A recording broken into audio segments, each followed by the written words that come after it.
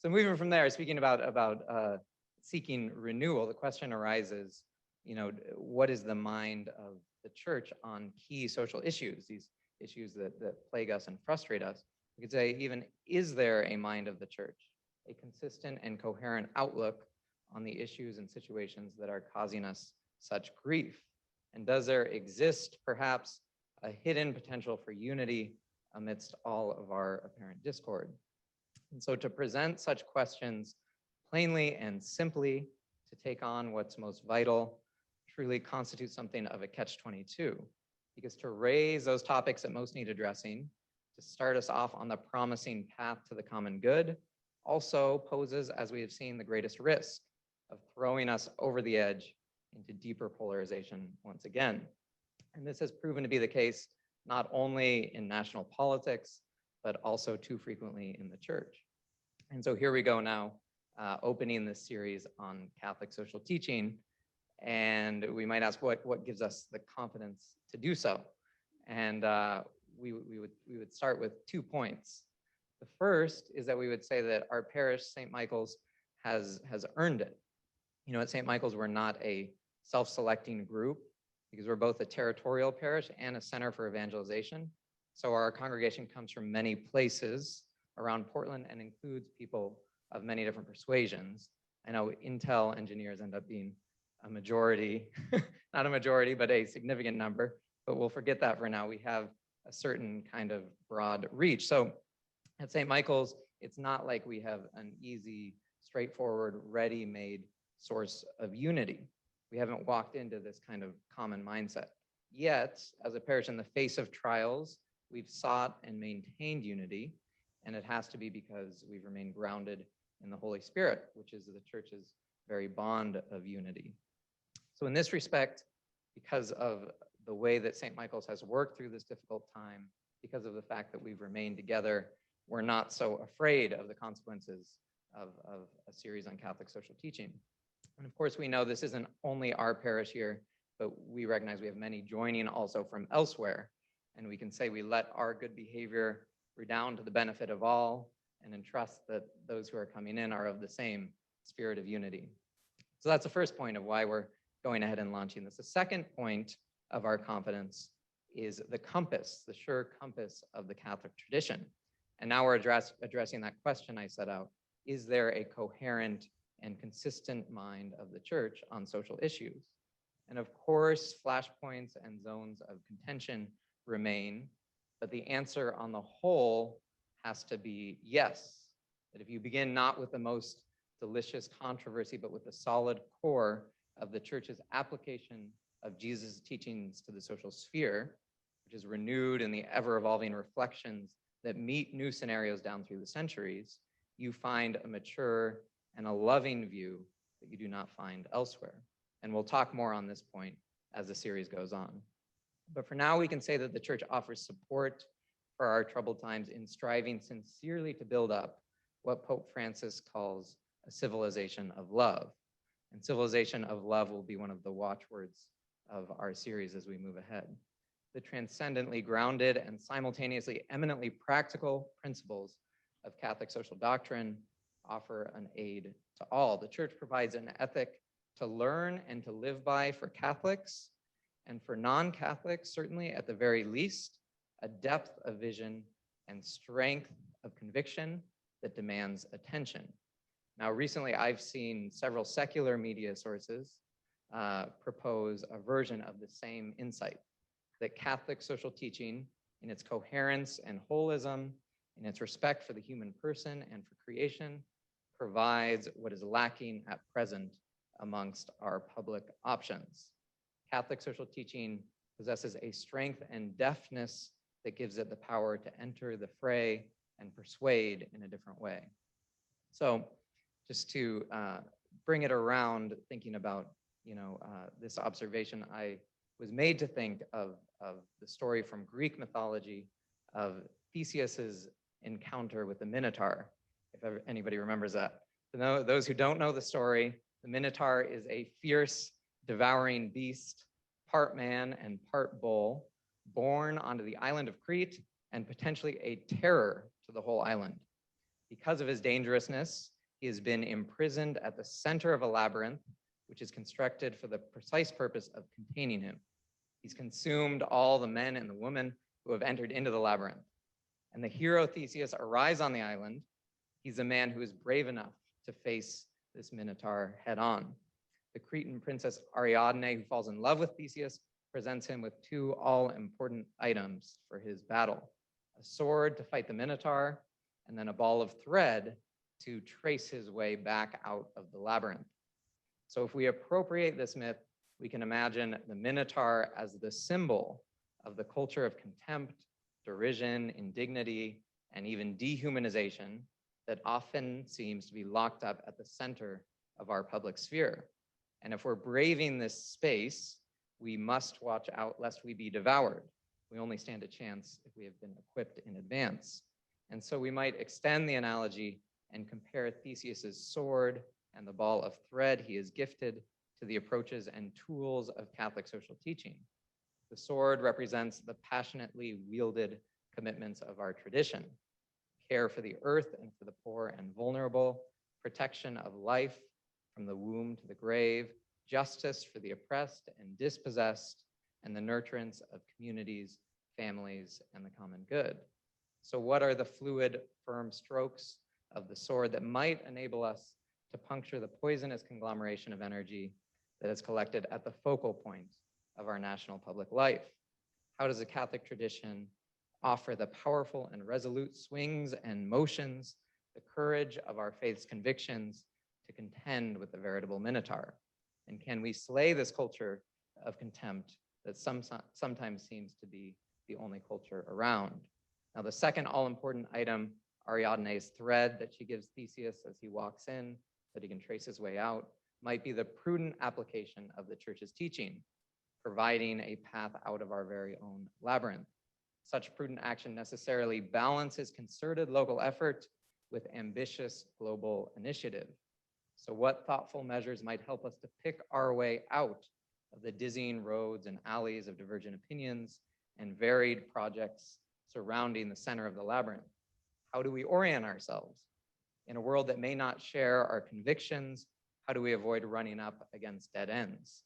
Which series of turns takes us home?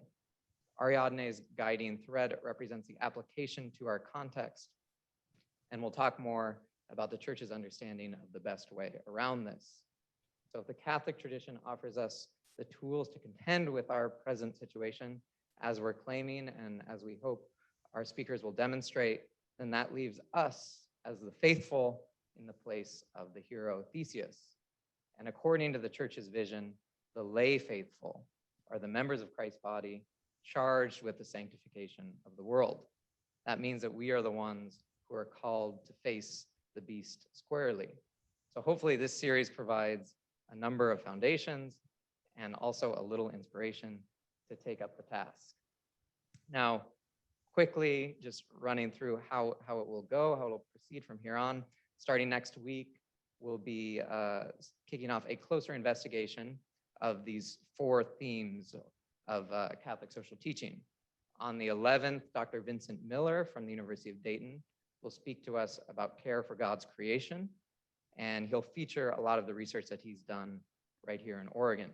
On the 18th, Dr. Mark Nussberger, a scripture scholar, will treat the preferential option for the poor and vulnerable, giving special reference to the development of this theme in the Old Testament. And then we have Dr. Matthew Kuhner, who's the dean of the St. Bernard School of Theology and Ministry, and he'll talk to us about family, community, and participation.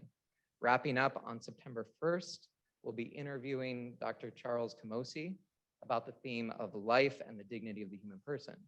And we hope that this talk will also tie together what we've presented here today.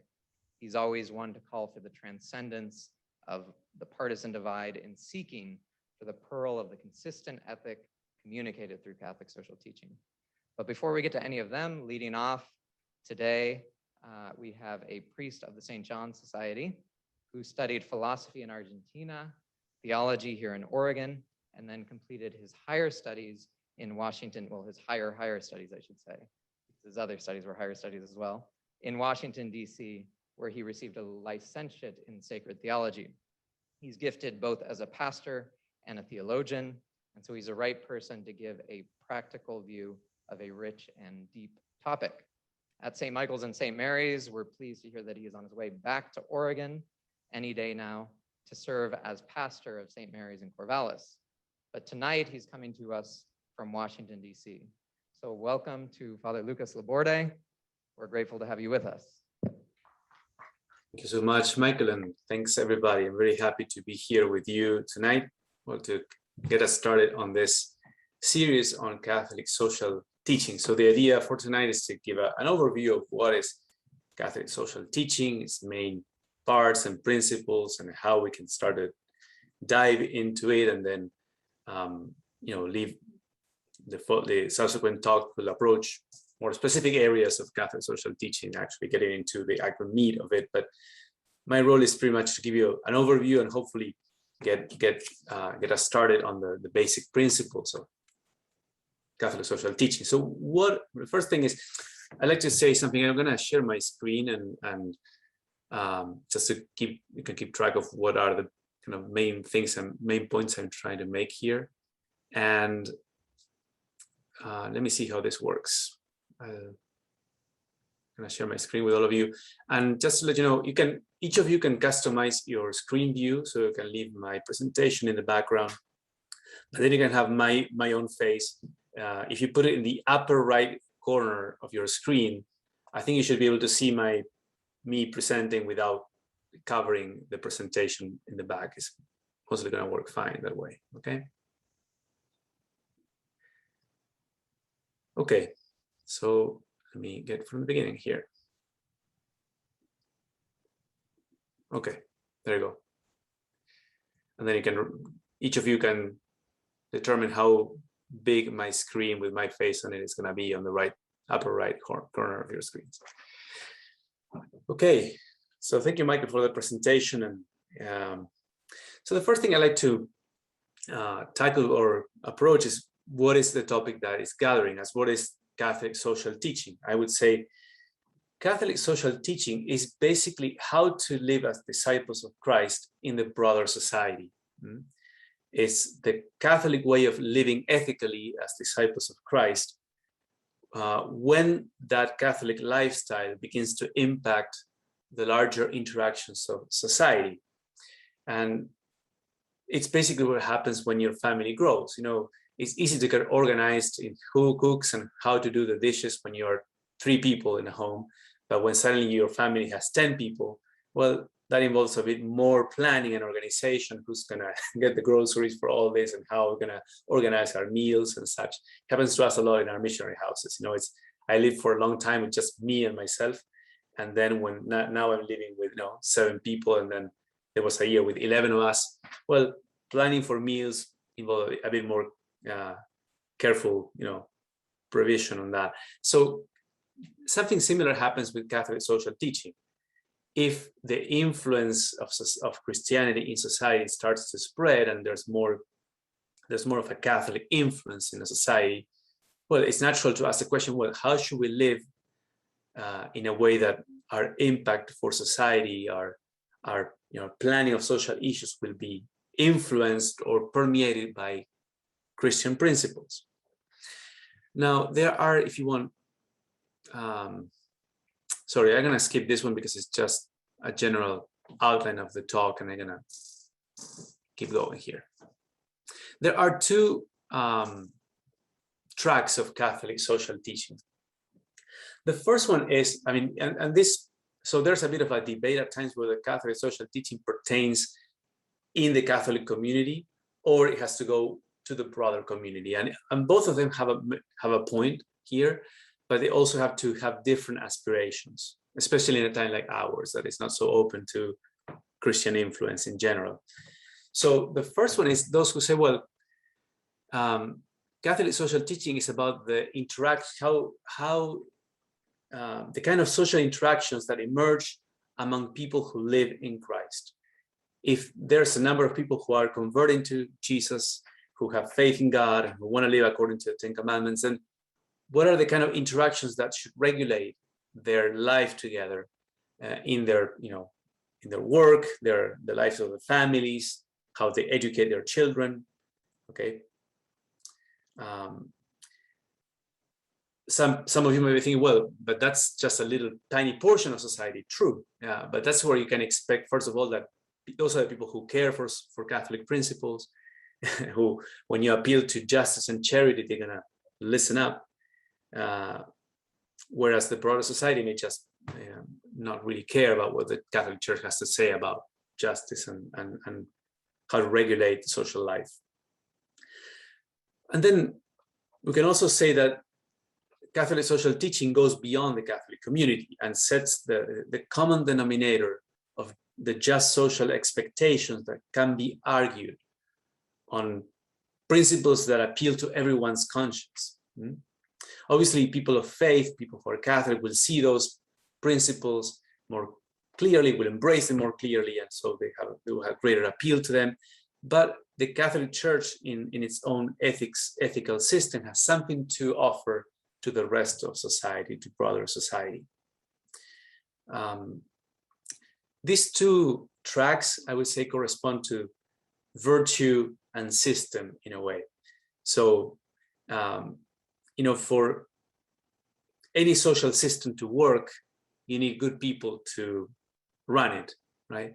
If you say, well, I've come up with the best planning for how a city should be run, the best kind of organization for a city, right? But half the people in that city are corrupt, it's not going to work. You need good citizens to run a good city. And no matter how good the system is, if people who are in the system are not really good, well, maybe you need to overcompensate and creating a very coercive, restrictive system. That's not really necessarily a very good system, but maybe that's what you need if that's the people you have. So if you are thinking of people who are converted, who are living in Christ, and you think, well, what are the kind of interactions that we should expect here? You have a lesser need of a system if you want, okay? You can count on people being more virtuous, and therefore with less regulations, they can function together in a harmonious way. Now, in most cases, you don't have it. If you go to the larger society, you cannot count on that everyone is going to be virtuous. And so we need more of a system of regulations and boundaries in place so that the system can more or less run, even if a good amount of people don't have a lot of virtue and only a small portion of them do. So, okay, so I think you always balance these two elements in tension. In a time like ours, many people are growing a bit despondent on presenting the Catholic system to the broader community, because it seems that, many times they falls on deaf ears. But I think it's something we should not abandon, because it's a good contribution that the Church has to offer to the broader society. Okay, where does Catholic social teaching come from, and when did it start? Many people will point to 1891 with the encyclical of Pope Leo XIII, Rerum Novarum, but that would be if we want, the explicit start of Catholic social teaching, but there's a prehistory of that. And that history starts already with the Old Testament and New Testament and church history. So in the Old Testament, those of you who are familiar with it, you'll remember that there's a lot of insistence of relationships of justice in Israel, and even towards those people who are not part of the Israelite community. God commanded the people of Israel to have a special concern towards the poor, the foreigner, and the widow. Clearly, the three categories of people that had almost no kind of legal protection in any society, in any ancient society. If you were a foreigner in a society, had no family, you were a widow, you were poor, there was no welfare system, so you were kind of destitute and defenseless. But God says you have to have a special care for those who are sort of unprotected by society at large. Then in the New Testament, something you'll find is, for example, the fact that Jesus, the Son of God, calls to the community of faith, all people, without any discrimination of social condition, how wealthy or not wealthy or poor they are. He's calling us to a radical type of love. And in the New Testament, you can also find at the same time this balance between that call to radical love and concern for every human being, with also the call of St. Paul and the New Testament to respect legitimate authority. Respect legitimate authority. St. Paul will say, for example, in Romans chapter 13, you have to respect your rightful authorities in your city, in the emperor, because those are placed there by God to maintain a certain harmony and order in society, even if that harmony and order are not very perfect. Remember that St. Paul and those early Christians were being persecuted.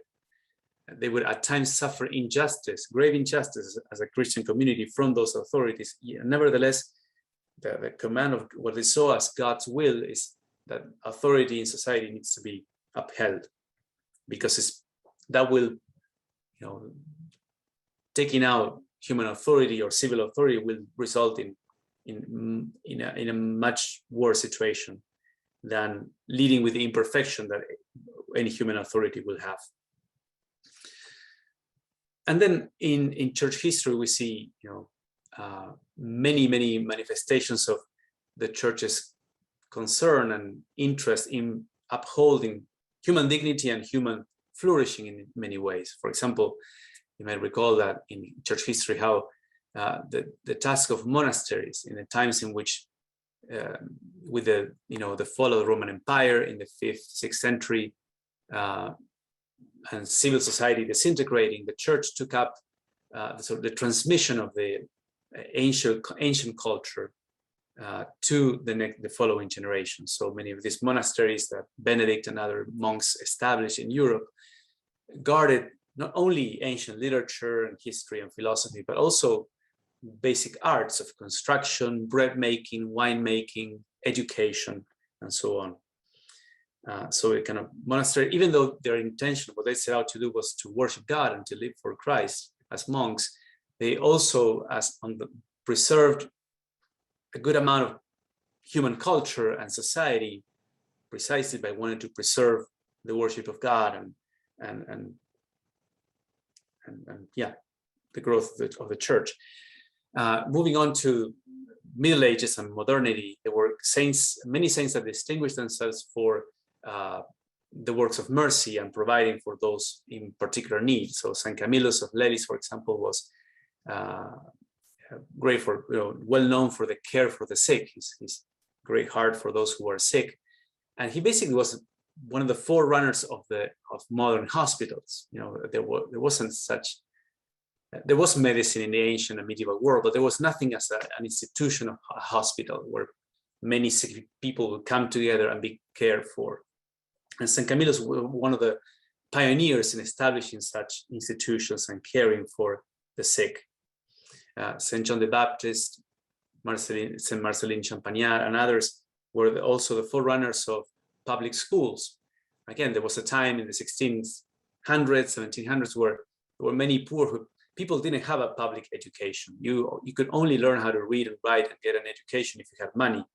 But if you were, a farmer, someone who didn't have many resources, you're not a noble person or someone of great means, you couldn't really afford to pay teachers for your children to learn how to read and write. So many saints like John Baptiste de la Salle, St. John Bosco, and others created schools for the poor.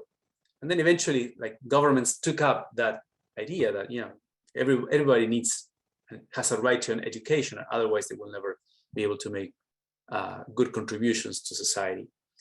And then obviously in our more recent time, people like St. Teresa of Calcutta, who established the Missionaries of Charity, and their mission is to care for the poorest among the poor, those who are dying on the streets of Calcutta, those who are completely isolated, homeless, or have no one to go to, not even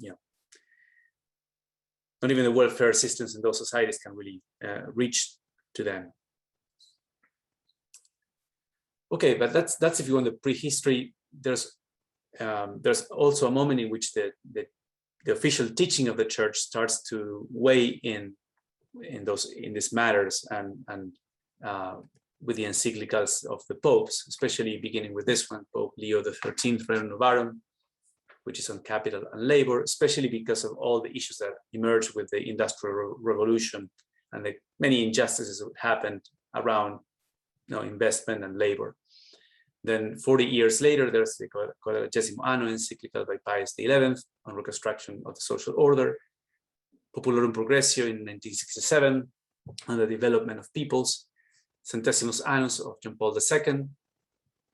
This one talks a lot about, if you want, Marxism or socialist systems and capitalist systems, and kind of criticizes both and says that the Catholic order, the best way is not really embracing either of the extremes, but rather finding the positive contributions of each without giving in to them full throttle.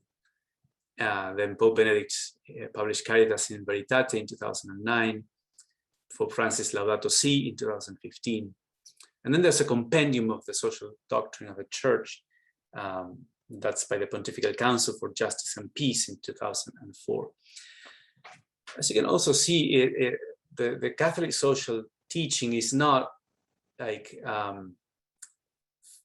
set in stone from the beginning. It's a matter of progressively applying the principles of justice and prudence on the social order as it evolves. So obviously, you see new fields or new areas being incorporated into Catholic social teaching as the more they become social issues or problems that many people have. And so, for example, in Benedict XVI broached the problem of globalization, right? So how should we manage justice in in a globalized era? Well, Pope Leo XIII in 1891 didn't have to deal with that because it wasn't really an issue. The world wasn't such, things were not so globalized back in 1891. But as things move on and we have new social issues, then the moment may come for the Pope, for the Church to say something about how to live justly in a new social order. Okay. Something that's important to, before I move forward on this one, is to distinguish between the official teaching of the Church and opinions of people in the Church. Okay, so there is a difference between the official teaching that you can find in an official document, an encyclical, or the Catechism of the Catholic Church, the compendium, from an opinion that a certain bishop might voice, or the president of the Episcopal Conference may say, or even the Pope on an airplane interview may say. Obviously, it's good that our pastors, the Holy Father, our bishops speak up on certain issues when people, the media asks them. But those are obviously not answers that are carefully thought out and weighing in all the different perspectives. They're just trying to illumine a situation that's brought to them in the moment. But even they themselves are not intending to give those spontaneous answer off the cuff comments the same importance that, say, official encyclical that they issue would have. Okay, so when you're dealing with a particular topic that is maybe it has sparked some controversy because it's gone viral on social media because something a certain bishop said or something the Holy Father said, I usually recommend to go to the sources. Okay, go to the official documents of what the Church teaches. Also, there's, as I said, also the opinions and official teaching. There may be elements or points in which a bishop might say, well, I adhere to the social teaching of the Catholic Church. Then on my personal opinion, if you ask me, I would support this kind of policy. But that's my personal opinion as so-and-so. I'm not speaking on behalf of the whole Church in saying that I think this is something I would recommend. Okay, and that's important to distinguish because that can cause some confusion or some people say, how can you support this kind of view? Well, that's so-and-so's view, and they are entitled to have that view as a personal matter, but that's different from the official teaching of the Church. Okay, so what are some of the principles? These are, as Catholic social teaching is constantly evolving and growing, it's a bit difficult to systematize and put it together, but we can think of, there's a classic list of 5 principles that I will use here. There's also, the USCCB has also put out a list of 7 or 8 principles. So this is not exhaustive or set in stone, but it tries to systematize what are the key principles that we utilize to and then apply to concrete situations. Okay, the dignity of the human person, the fact that every human being is created in the image and likeness of God, and therefore people cannot be used as means to achieve certain goals, whatever the financial or political gain might be. We cannot use people as means. Each one of them has an inherent dignity. The principle of the common good, and we'll explain this a bit later, but the idea that there's a set of conditions that favor the good functioning of society and preserve the dignity of people, right? For example, the fact that society has a certain constitutional order and civil authorities, that's part of the common good. If the government collapses, for example, well, that sets the ground for a lot of issues of injustice and grave crimes and all sorts of problems. Number 3, the universal destination of goods and private property. So the idea that God has given us all the goods of the earth for humankind to flourish and to be shared, but also that's is also best managed when there's the possibility of private property, when, as an expression of their freedom, people have the possibility of securing owning the basic goods that they need for their own private use and their family. Then there's the principle of subsidiarity, the sense that there's different levels of agency and authority. There's for example, families, then there's a county, then there's a state, and then there's the federal government. So the principle of subsidiarity says that whatever can be solved and handled at the lower level should be handled at that level. Okay, the higher levels shouldn't intervene to tell them. So if you're good parents, you know how to raise your children, and that's the mission entrusted to you by God, to raise your own children. Well, the government shouldn't be interfering and telling you that how to handle day-to-day things. However, there's a complementary principle here, the principle of solidarity, that if the lower level fails, then the higher level intervenes. So imagine that you find out that these children are being neglected, they're not being sent to school, they're not being properly fed. But in that case, maybe a county authority or a state authority could intervene and say to that family, those parents, a social worker needs to intervene here and make sure that these children have the food and medicine and the education they need, because parents are not fulfilling their duty as parents. Okay.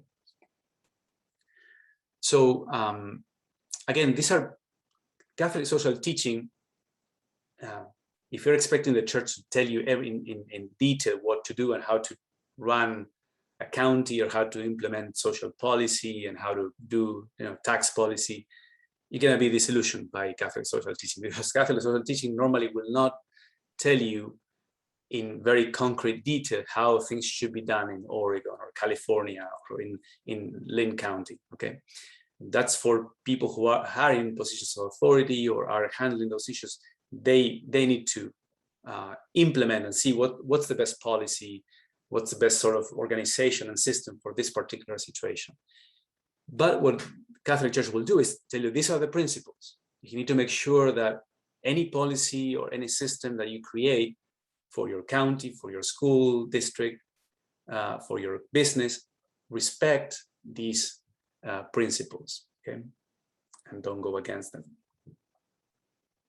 Again, these are not exhaustive. These are systematizing principles. Of each of the documents that I've listed before have a lot more to say about particulars in this. Now, does Catholic social teaching imply a political opinion? So people say, well, as a Catholic, am I supposed to be a Republican or a Democrat? Am I supposed to be on the left or on the right or on the center? What am I supposed to do?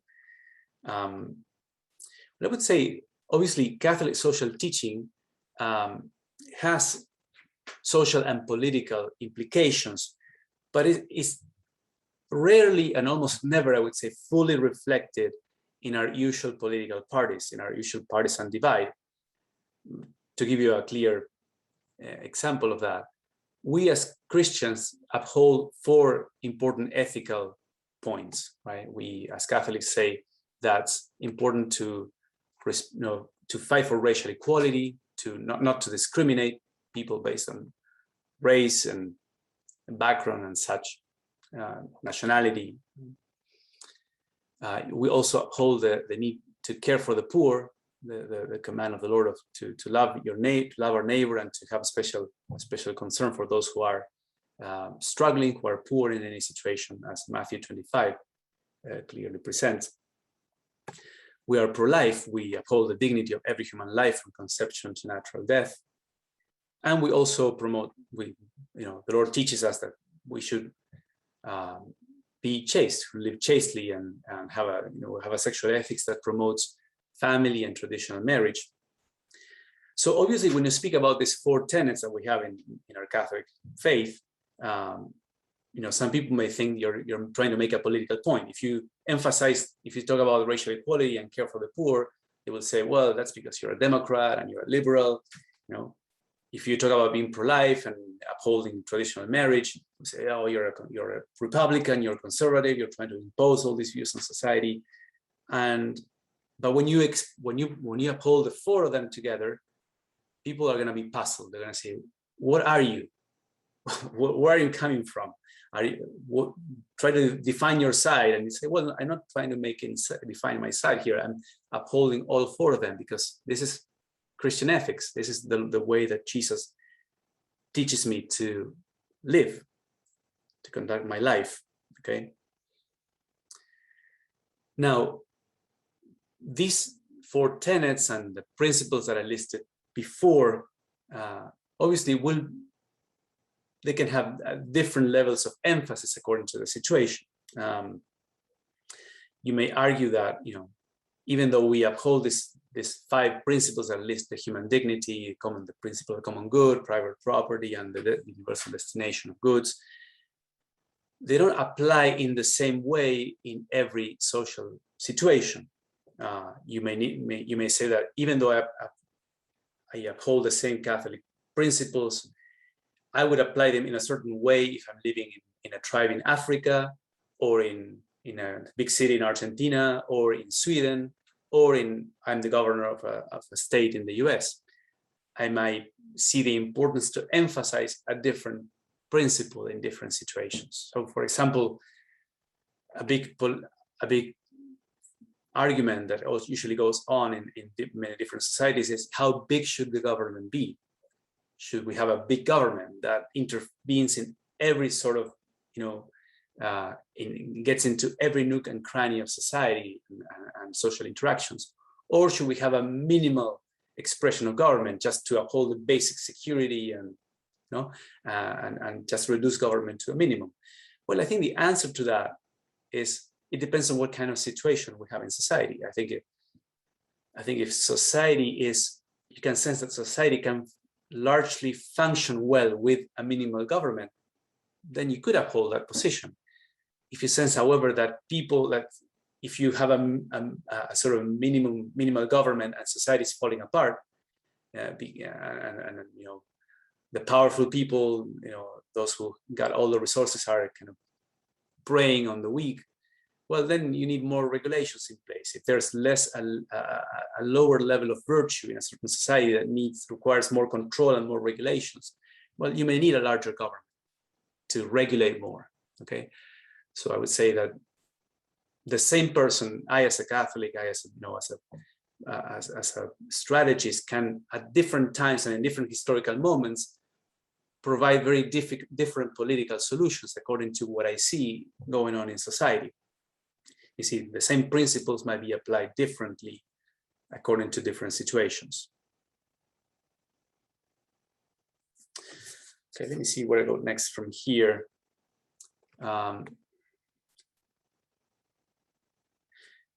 So I would say that the church has an interest in you have to remember also this, that what Jesus wants us to do as a Catholic community, as a community of faith, is to reconnect each person with God, okay, and that we will live in charity, in justice, in faith, knowing that we are ultimately created for God and for the glory of God. Now, that doesn't mean that we have no interest, say, in businesses or in how children are doing in math and history, or how if people are able or not to pay their rent. Of course, we're interested in these issues, but we're interested in them, the church is not interested as a church to dictate social policy or economic policy. We're interested in, favoring the common good. We think that authorities at those different levels are the ones to care for those things like education, tax policy, and such. And we as a church weigh in those issues because, well, we think people should respect the basic principles that will lead them to a good Catholic life. Okay, let me go into the concept of social justice, which is one of the key concepts in Catholic social teaching. We usually say, well, the church cares for justice in society, just like everybody should promote a just society. Now, the gospel commands us to have universal benevolence, so to have goodwill towards everyone, and not to discriminate and not to have ill will to anyone. But this cannot be translated into universal beneficence. That is, we cannot do good to every single person, because that's an impossibility. Our capacity, our resources, our time are limited. And so we have to decide in a prudent way, who am I supposed to help, and how, and what do I owe to others? In other words, what am I bound to do in justice? And there are, if you want, two main categories of justice. There's the general or legal justice, which orders the activity of all the members of society towards the common good. So that's what each agent in society contributes to the common good. And here I highlighted, well, families and individuals, and also here with this red icon or drawing I put, that's the government, if you want, the government and government institutions. I wanted to portray it in this way to show that government has a key contribution to the common good, but it's not the only agent that is responsible to the common good. We all contribute to the common good. Individuals, families, and also businesses and associations, and different entities in society have a contribution towards the common good. Then there's particular justice, which has two key branches: distributive justice, which is about the duties or benefits that society bestows on individuals. The goods and the honors and the duties that society will bestow on different individuals or groups. We can think of, I don't know, professional licenses or particular benefits that the government gives to a certain group or families, or a tax break that the government wants to give a certain group of people because it's a time of crisis and so on, or welfare. And then there's the commutative justice. This is the justice that regulates the interactions between individuals or groups. And the general legal justice has an architectonic function towards the particular justice, because we want to make sure that all these other interactions, commutative justice and distributive justice, are always in line with pursuing the common good. I want to just to clarify something. Justice refers in the first place to a virtue, to a moral virtue, and to virtuous acts that are performed by people or association or groups of people. It only refers to a situation of just or unjust in a derivative sense, when it's a consequence of just or unjust actions. Because in today's world, we're used to listen, it's so often repeated that this is an unjust state of affairs, or this is an unjust situation. Well, we should say that it's an unjust state if it's a result of a certain unjust actions, primarily. There is a sort of a state of inequality among people. People have different sets of talents, and some people are, better for certain things than others. And so there is a sort of natural inequality with people. And to a certain extent, that inequality in itself is not a state of injustice. There's no injustice in creation in the fact that God gave a particular individual a greater capacity to get things organized, or that some people have greater social skills than others. There's no injustice in creation because people have different sets of skills. So to give an example of that, imagine that a scholarship is offered in a school, okay, and there's only 5 scholarships that are offered, and you have to apply and do some tests or whatever, and then the 5 most qualified students obtain those 5 scholarships. In a certain way, that results in an inequality. These 5 students get all their tuition paid for this year.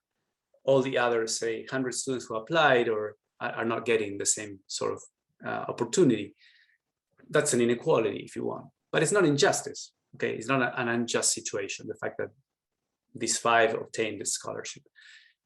It will be unjust, however, if those 5 happen to be good friends of the board that assigned the scholarships. If they had sort of some connection and there was a sort of injustice in the way those scholarships were distributed, then we can speak of a certain injustice there in the fact that these 5 got the scholarship. But the fact that certain resources are limited and only maybe some people get them, that inequality doesn't necessarily involve injustice. Now, I say necessarily because the inequalities we find in the larger society there's often some injustice in the root of them. Okay, we live in a world that is affected by original sin, so selfishness and injustice happen at all levels, and so obviously many situations of inequality are the result of different acts of injustice and selfishness and sin. Okay, but just to clarify that I think the ideal of achieving a sort of perfect, seamless, absolute equality in everything is an impossibility, obviously, and not every inequality in itself is an injustice. Just to clarify that. In the early encyclicals of the Church, when Pius X or Leo XIII, especially Pius XI, adopts the term social justice to refer to the concept of, he's referring to this general concept of legal justice or general justice. That is the duty that each individual has towards the common good. That is, we all have a contribution to make to the good of others. Okay. Later on, and maybe nowadays in the public discourse, many times social justice came to be understood as primarily in an economic sense and primarily in reference to the distributive policies of the state. Okay, so this one, how much, not just society, but the state distributes different goods to individuals or groups. But primarily in the Church's mind is social justice refers to we need to contribute to the common good of society in our own measure. And that's done in many different ways. It can be done directly. Well, say if you serve the country in the military, if you pay your taxes, if you run for office and serve your state in a selfless and dedicated way, you're definitely contributing to the common good. But those direct services are not the only way to contribute. When you are faithful in your own job, in your own family and social life, and you're good in your interactions toward others around you, you contribute to the common good. When you are a good parent to your children, when you're faithful in your marriage, when you use entertainment in a way that doesn't annoy and bother everybody else around you, but all those little things contribute to the common good. And look at, if, however, I neglect those basic duties, if I don't contribute to my education, if I'm lazy, I mishandled my scholarship and the opportunity I have to have an education, or if I'm not, good in my interactions at work, even though that's a small thing, well, when that's multiplied by many, that results in a great, I would say it undermines the common good in a powerful way.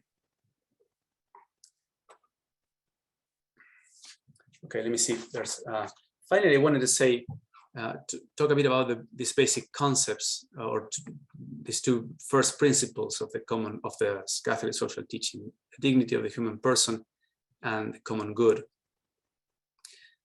So the purpose of the political community is to promote the common good. The reason we have government, we have a civil society, we're not simply an aggregate of families living together, but we have a sort of social order binding us. There's a constitution, there's a law of the country, there's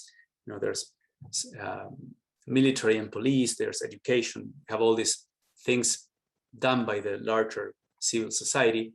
Is that we want to promote the common good. And what is the common good? The Catechism of the Catholic Church defines it as the sum total of the conditions of social life which allow people, either as groups or individuals, to reach their own perfection more fully and more easily. Something I want to highlight here is this, is that the common good is not the highest aim, okay? It's not like the purpose of life or the sort of end goal of society. No, the common good is the basic conditions, is the floor, is the basic goods that we need as conditions to thrive. That human dignity is respected, that we can, I can go to my job and not be assaulted on the way, or crash against another car and make it there safely, that I can, then my children can go to school and receive an education and later on become, good members of society. All those things are conditions that enable people to thrive and exercise their rights and their freedom and develop their own talents and achieve their perfection. Okay. Then there's some more elements here. The common good, says the Catechism in 1925, consists of three elements: respect for and promotion of the fundamental rights of the person, human dignity; prosperity, or the development of the spiritual and temporal goods of society, here in line with the gospel of using your talents and unfolding them; and the peace and security of the group and its members against internal or external violence. Dorothy Day has this simple definition. He says, a good society is simply a society that helps you to be good. If you want to know in a simple way what's the common good, well, if the conditions are given in a society so that you can be a good person and develop your talents and follow God's call and be just to others, that's a society where the common good has been achieved. How does this affect me? Well, the dignity of the human person requires the pursuit of the common good. We cannot have the human dignity of individuals respected if there's no common good. So everyone should be concerned to create and support institutions that improve the conditions of human life. In the Catechism in 1926. Finally, the principle of human dignity, which results from the fact that we are given this dignity by God. We're created in the image and likeness of God. We have been loved, each of us individually, by our Creator, and also redeemed by the blood of Christ. So there's our Christian faith highlights how we have this dignity as something given by God, and not simply as a result of social consensus. I mean, it's good to have a social consensus that human beings have this dignity, but the origin of human dignity is not in the fact that other people recognize it is given by the Creator. And the Catechism says, respect for the human person entails respect for the rights that flow from his dignity as a creature. These rights are prior to society and must be recognized by it. So society needs to acknowledge this as something, as a given, or as something that we find there as an inalienable right of each person. created in the image of the one God and equally endowed with rational souls, all men, all people have the same nature and the same origin. Redeemed by the sacrifice of Christ, all are called to participate in the same divine beatitude. All therefore enjoy an equal dignity.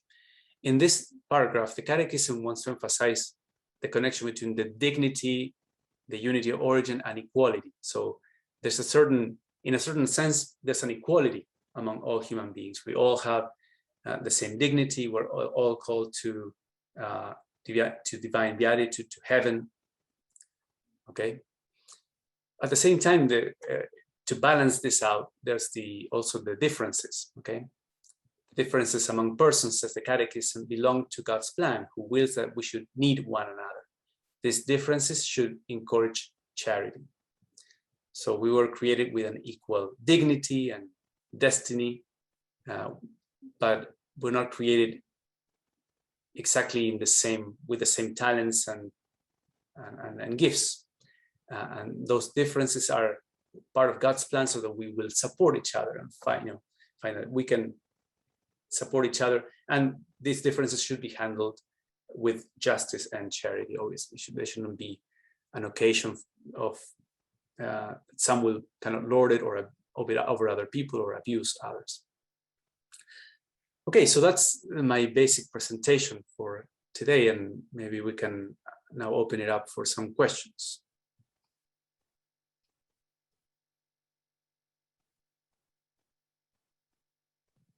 Okay, so the way we'll conduct our questions in the interest of equity is we'll have one question from here in the parish hall, and then alternate and have a question come from the Zoom group. So we'll trade off.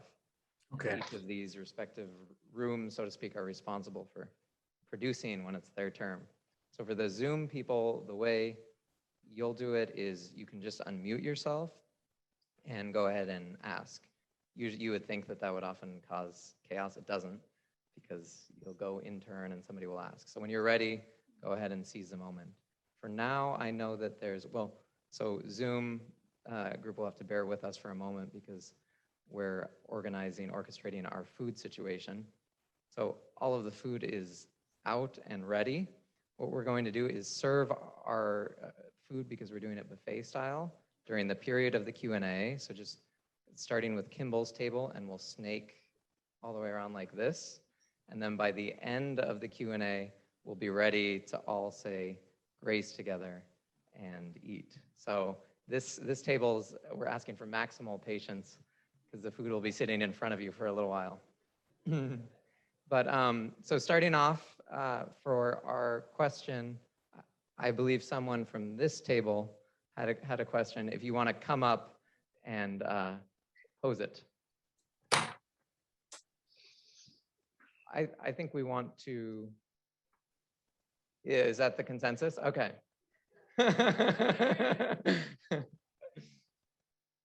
Okay, so everyone on Zoom can say grace with us if you'd like. In the name of the Father, the Son, and the Holy Spirit, amen. Bless us, O Lord, and these thy gifts, which we are about to receive from thy bounty, through Christ our Lord. Amen. All right, good call. So yeah, someone over here. And yeah, and face the camera, Julio, for everybody on Zoom.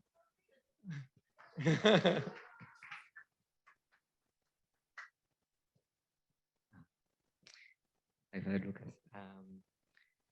So I recently read kind of a position that said that looking for that sort of justice principles, and especially, I guess, if you take it a little bit to the extreme, I guess, sort of protests or claims or some sort of that, is in a way kind of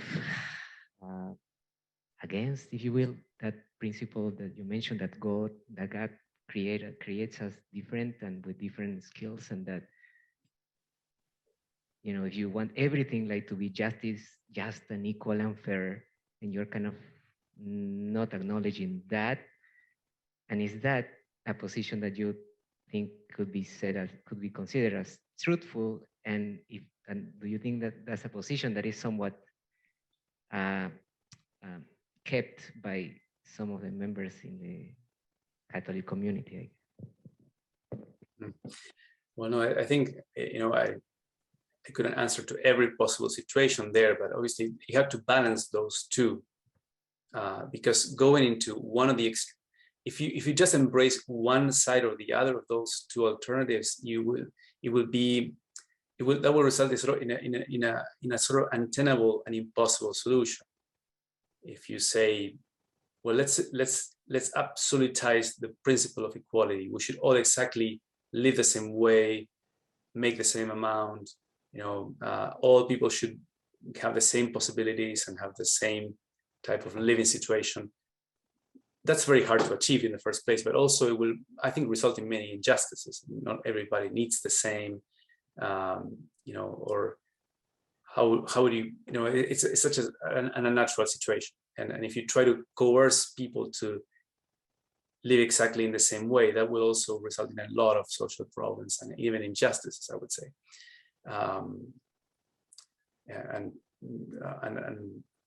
also it is something that kills any sort of initiative to improve conditions. You say, well, why will I try to learn more and grow my skills if I'm not gonna make more, have a greater income? Even if I invest more in my education, I'm never gonna recover that.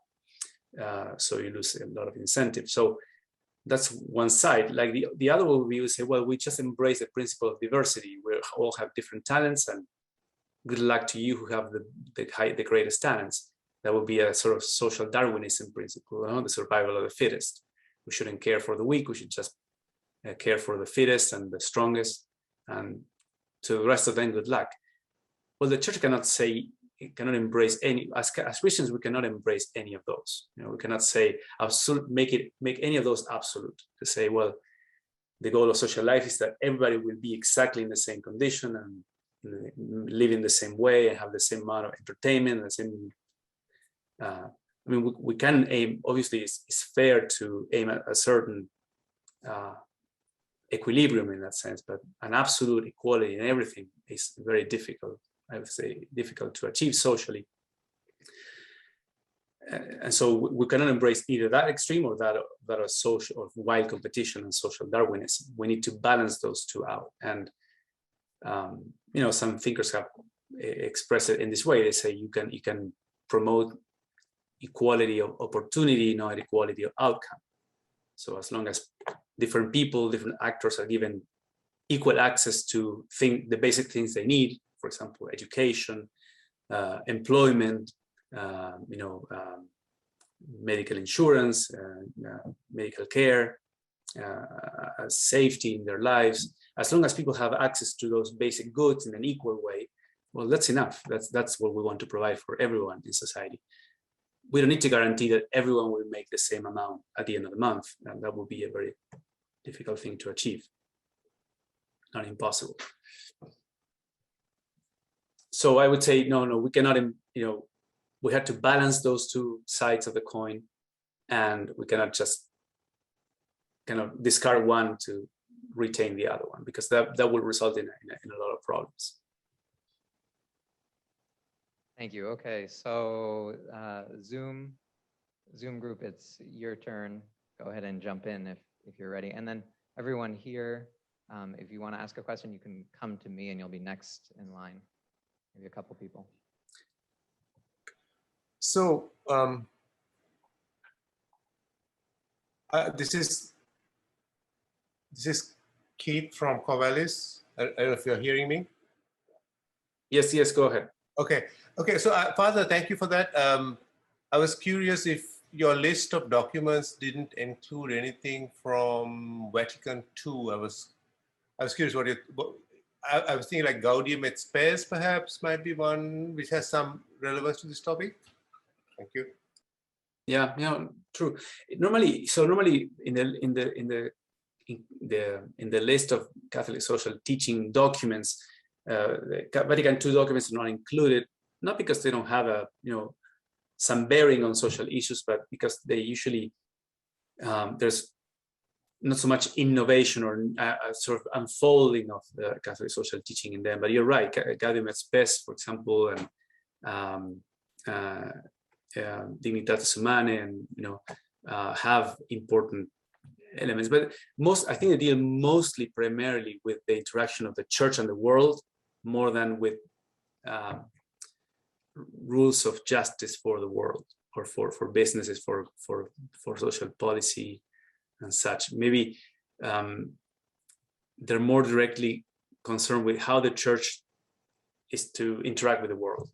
But you're right that obviously there's many, about every social issue is mentioned in Gaudium et Spes, right? War, family life, education, labor, you have all of them.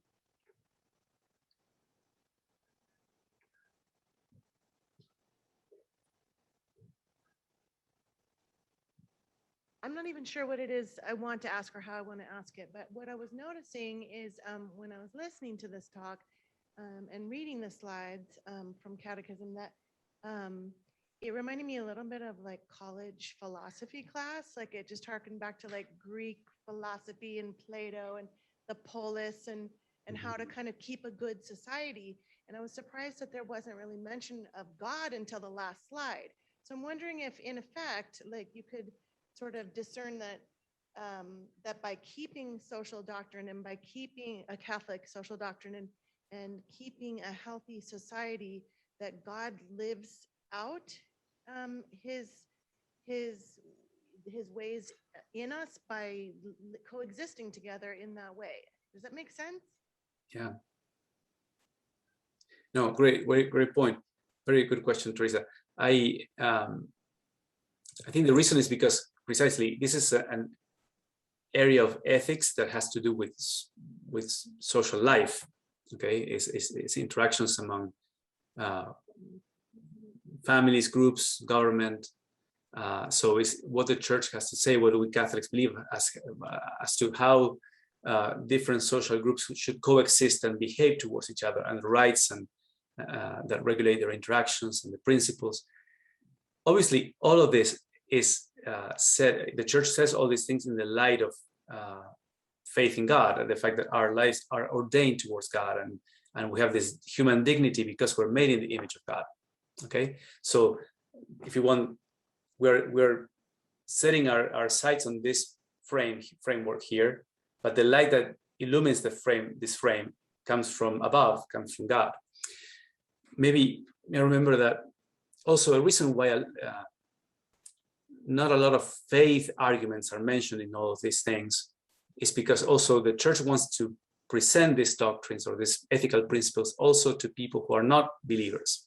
Say, well, we should all agree on this. These are good doctrines, good ethical principles for everybody to follow, to respect the dignity of every human being. So if you're not a believer, well, I'm going to mention, I think every human being should be respected because we're made in the image of God. Now, you may not agree that that's the reason why we should respect human beings, but maybe on your own grounds, you will also acknowledge in your conscience that you want to respect the dignity of every human being. So I think the reason why the mention of God is not so prevalent all the time when we're talking about these social issues and social Catholic social teaching is because this doctrine wants also to have an appeal to people of other religions or no religion also. And there's a tension that I mentioned in the beginning, that some people think, Catholic social teaching is for every person of goodwill, not just Catholics. Others say, well, realistically, it's only Catholics that are going to listen to it. So we should talk more about Jesus and about the sacraments, even in connection with social teaching. So I hear your concern, Teresa, and I think maybe you're on that side. You would want to connect all these principles more clearly with faith life and prayer. But I think it's that part of that tension. We also want to make it relevant and appealing to those who don't share those same faith values. Okay, Zoom group, you can go ahead, and then whoever else in this room wants to ask a question, you can come to me. Yeah, if it's possible, just to comment. Father Lucas, welcome back to Oregon. Coming soon. Thank you so much. Yeah, God bless you coming back. I was just trying to, again, thanks for your wonderful teaching. I was trying to catch kind of an overview, and it's kind of what Teresa was saying. I suppose when God created the world and everything was in harmony, if we didn't have sin, we'd be living quite well, Catholic social teaching. There would be no challenges, no fallen humanity, no work of the enemy. And so I'm thinking about all these wonderful things, how the Spirit has worked to promote Catholic social teaching and the things we need to do in the saints and all. And then Jesus comes and he says, we are to build the kingdom of God. Your kingdom come, your will be done. I think that's kind of I guess that's the process we're on, is to build that kingdom and to get back to building heaven here on earth. And so all of the Catholic social teaching, I think, is just to kind of reclaim, and like you said, there's non-believers who don't, but their dignity is maybe hidden to them. So I see this as a journey, and we're all kind of builders in this, kind of repairing the damage that's been done. And we'll continue to work on that, I guess, until the Lord comes the second time and kind of institutes it in, for sure, forever. But that's kind of the general sweep that I see, and that's the general sense that I get. We bring in Catholic social teaching into a world that's really kind of fractured and hurt, but it's really the only way out for us too. It's where we've come from and where we're called to be. You bring up great points, Tikonchak.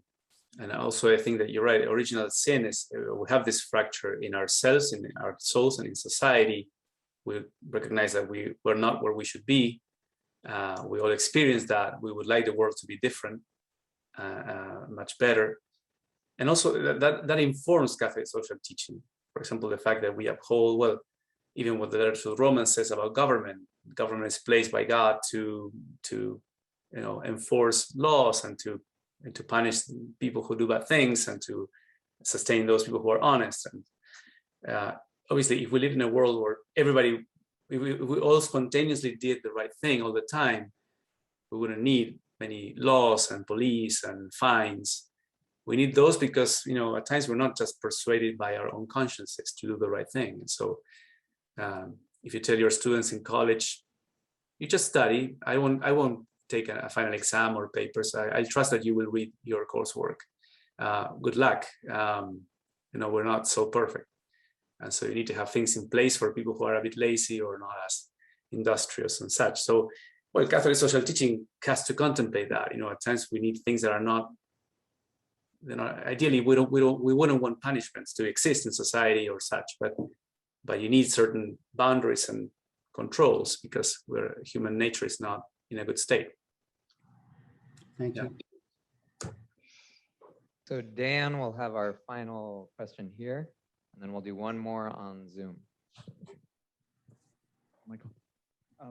Father Lucas, do you think that if there is any connection between Catholic social teaching and liberation theology, or do you think they both have same pursuits, or one is based on the other? Right. Well, no, these are different things. So when liberation theology is a particular strand of theology that was developed particularly in South America, but also in other countries, in the US, in Germany. And also it's a complex topic. There are many different types of liberation theology. In Argentina, there's a particular brand called the culture liberation theology. In Peru, there's in Brazil, there's different ones. But basically, liberation theology says that, the poor, those who are most destitute or have less resources, are like a theological place. They are a privileged place for the interpretation of the gospel. That the church should be very much involved in the care for the poor and their cause and their just causes. Now, obviously, some authors cross the line a bit into jumping into outright revolutionary ideas in that sense. So there's kind of sound liberation theology and there's some extreme liberation theologies. But I would say that in general, those are particular theological schools, okay, that have had an influence in the doctrine of the church, but the Catholic social teaching is more mainstream, is the official teaching of the church. And I would say that the church in her teaching has embraced liberation theology in many important elements. For example, the preferential option for the poor.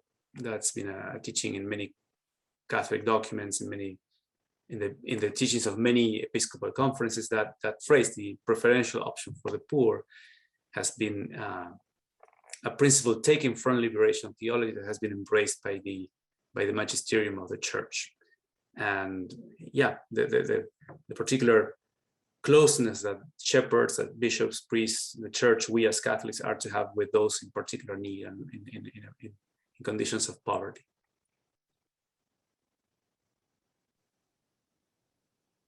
Okay, go ahead on Zoom. The last word will come I from was the- intrigued by the question of equality and lack of uniformity.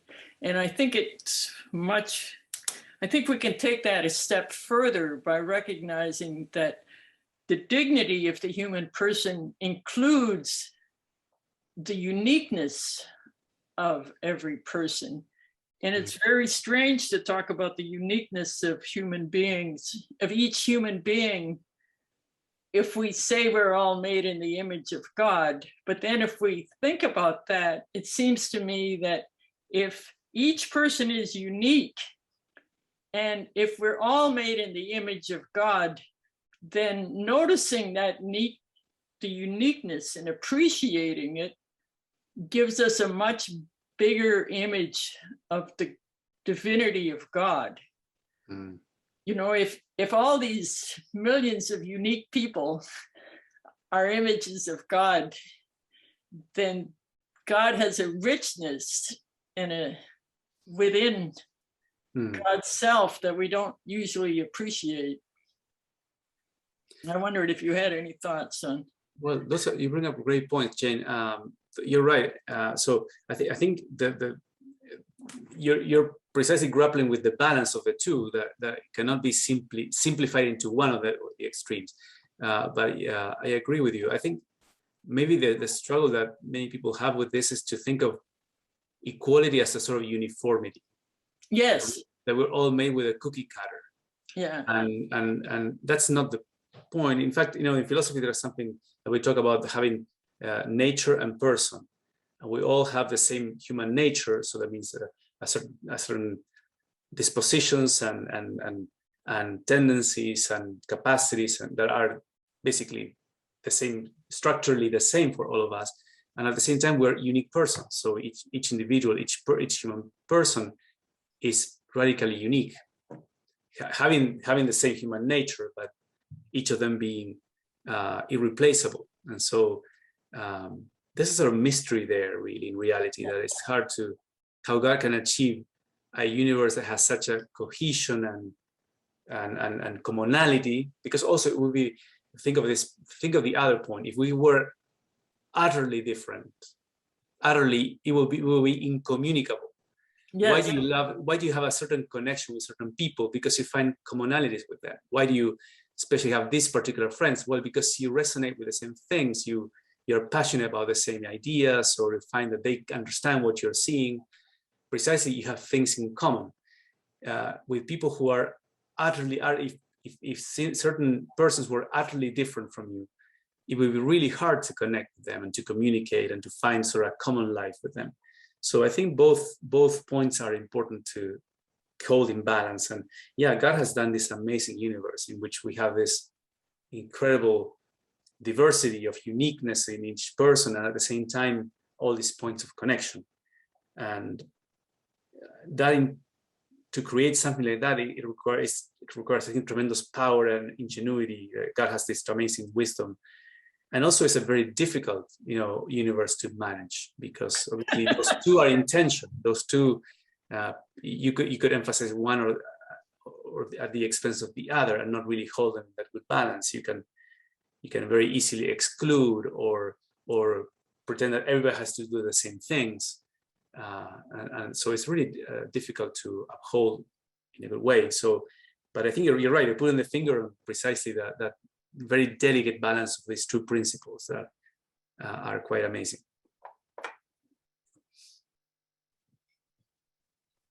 Okay, thank you very much, Father Lucas, for standing in for all our questions and of course for getting us going on the right foot.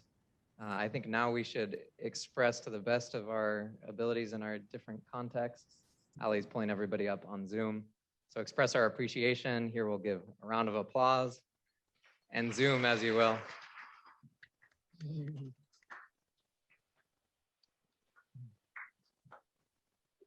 Okay, thank you so much. Now you can get to bed, Father Lucas. Yeah, thank you so much. It's been a joy. And I honestly, well, something I want to say is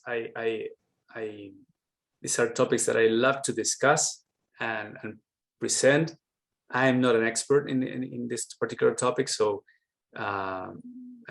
obviously it's something that some speakers will have a chance to illumine you further, because it's not a particular area in which I've studied a lot or read in depth as I have in other areas. So, but I'm glad to share these general ideas and be able to get you started on this course. Thank you, Father. All right, well, on behalf of us all, thank you so much.